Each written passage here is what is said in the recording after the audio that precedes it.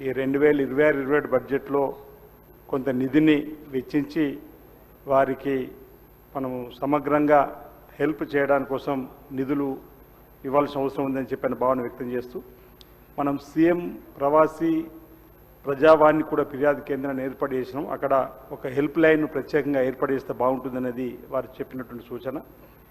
Gulf వలసదారుల పిల్లల కోసం మన గురుకులాల్లో మనం సీట్లు ఇస్తామని చెప్పినట్టు మాట ఏదో 2026-27 విద్యా సంవత్సరానికి తగు చర్యలు ప్రణాళికను సిద్ధం చేసుకుంటే బాగుంటుందనేది వారు ఇచ్చేటువంటి సూచన. ఎందుకంటే సుమారు 10 లక్షల మంది గల్ఫ్లో ఉన్నటువంటి వారి పిల్లలు చదువుకునేటువంటి వారికి.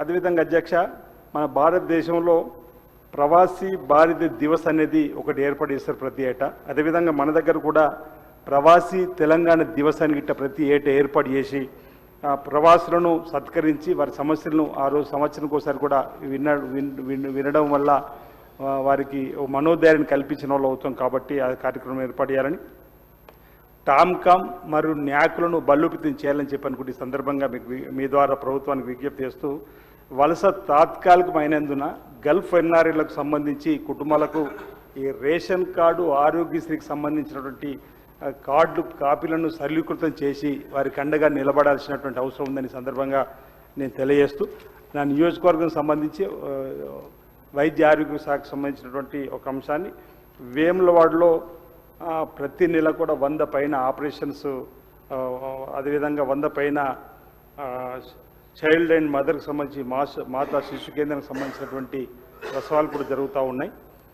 అక్కడ 50 పడకల ఆసుపత్రి కావాలని చెప్పి ప్రతిపాదన పంపించడం జరిగింది. అది ఎంసీహెచ్గా అది ఇవ్వాలని చెప్పి మీ ద్వారా కోరుతూ, ఇంకొకటి ఈ పల్లెదావ